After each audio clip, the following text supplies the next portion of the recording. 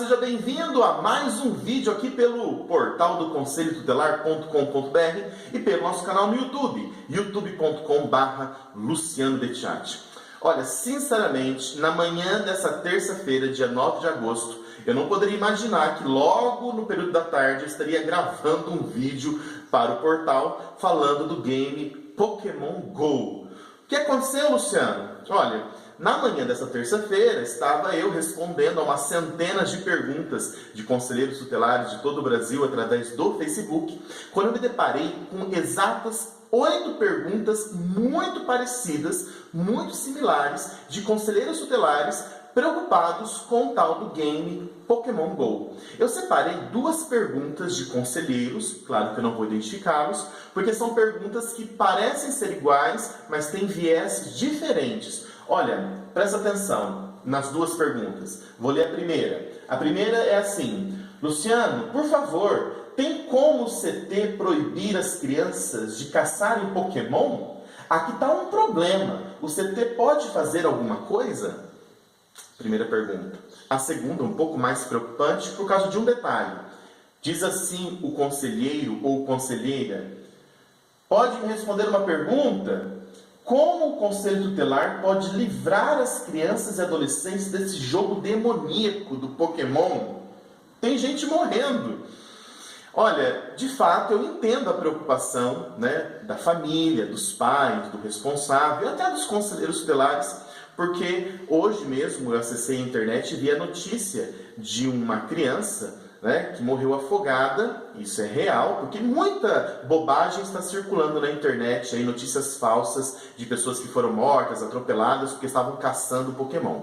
Algumas notícias são verdadeiras, outras não. Essa do afogamento parece ser verdade, está num site sério, Se o menino estava caçando Pokémon, parece que há uma dúvida aí. Mas enfim, há uma preocupação quanto ao uso do celular nas ruas, na criança ou adolescente ser vítima de violência, no assalto, por exemplo.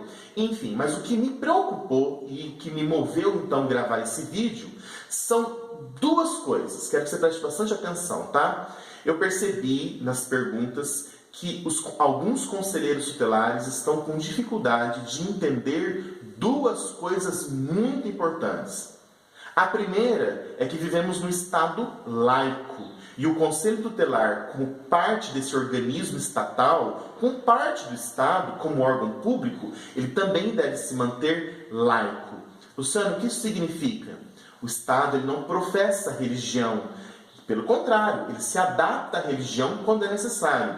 Costumo contar nas minhas palestras, como exemplo, por exemplo, os sabatistas, aqueles que guardam o sábado. Quando um sabatista vai fazer o Enem, se inscrever no Enem, ele marca lá a opção que ele é sabatista. E aí, no dia do Enem, olha como o Estado é lindo, ele se adapta à religião quando é possível. O sabatista, esse candidato do Enem, ele se apresenta no local de prova, no horário, com todos os demais candidatos, porém ele fica isolado numa sala, aguardando o horário que o sol se põe.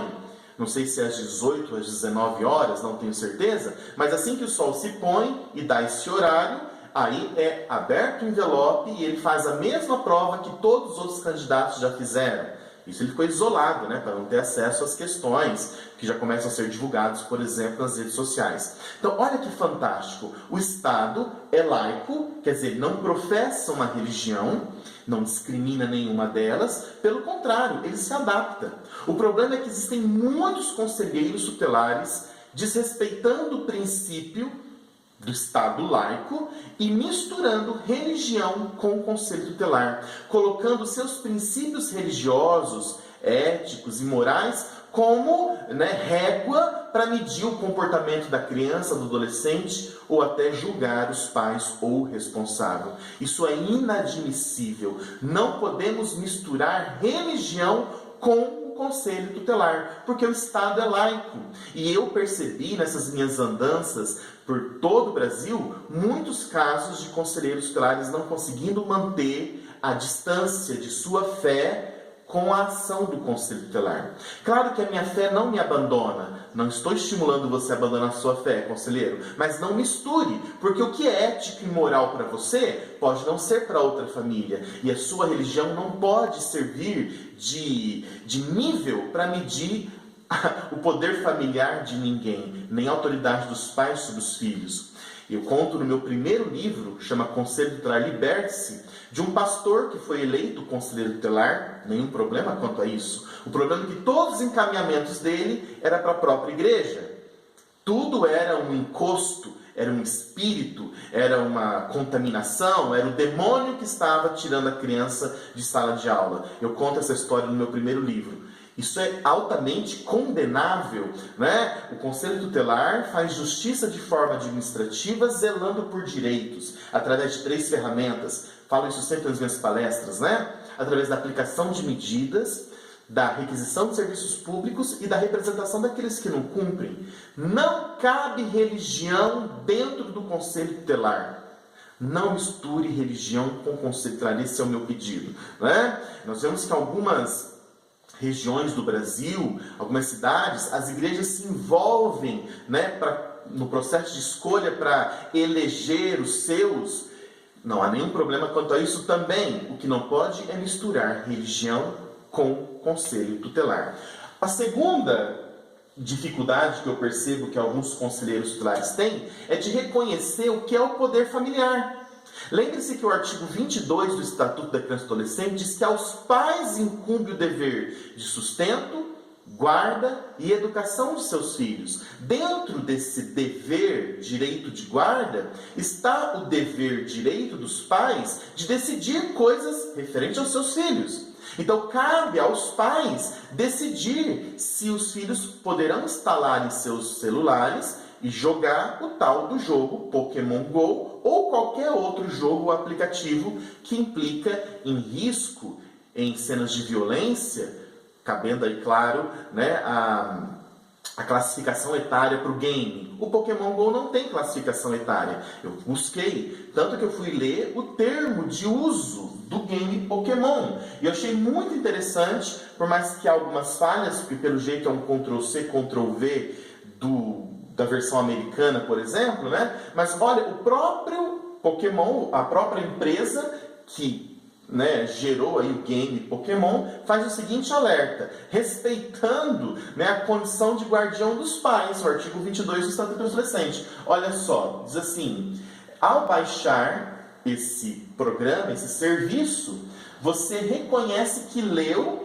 entendeu e concordou com esses termos. E aí o termo é gigante, mas bem no início você tem essa expressão, esse adendo do termos de uso do game Pokémon GO. Diz assim, ó: ao conceder autorização para um menor de idade utilizar o serviço, você concorda, você maior, que deve ser responsável por essa criança ou esse adolescente, você também concorda que o menor está vinculado a estes termos.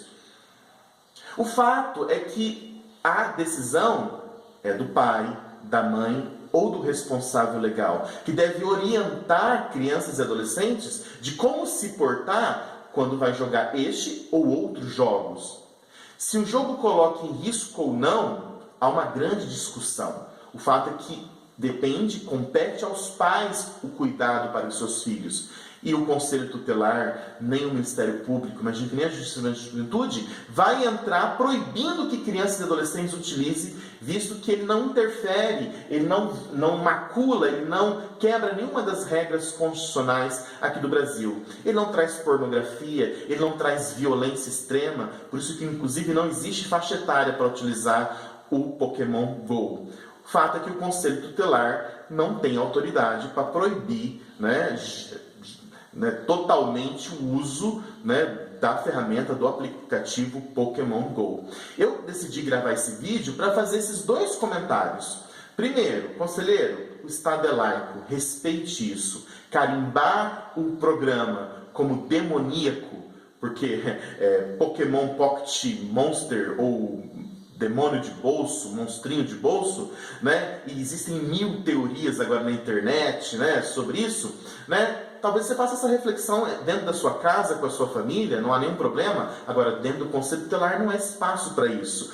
Imaginar que o tutelar poderia ou deveria proibir o uso de um aplicativo, de um game, porque fala de demônios, é misturar excessivamente religião com o conselho tutelar. E a segunda coisa é o conselheiro reconhecer que a decisão, né, pertence aos pais que detêm o poder familiar. Artigo 22 do Estatuto diz que aos pais incumbe o dever de sustento, guarda e educação dos filhos. Quer dizer, são os pais que devem controlar, cuidar e orientar para que os filhos, né, não se acidentem, supostamente, usando o aplicativo, o game Pokémon GO. Ok? Espero que você tenha gostado e que tenha sido, né, um esclarecimento esse vídeo para você. Se você gostou, gostaria muito que você compartilhasse aí nas suas redes sociais esse vídeo e que você se inscrevesse aqui no canal do YouTube. Ok? Um grande abraço, até o próximo vídeo. Tchau!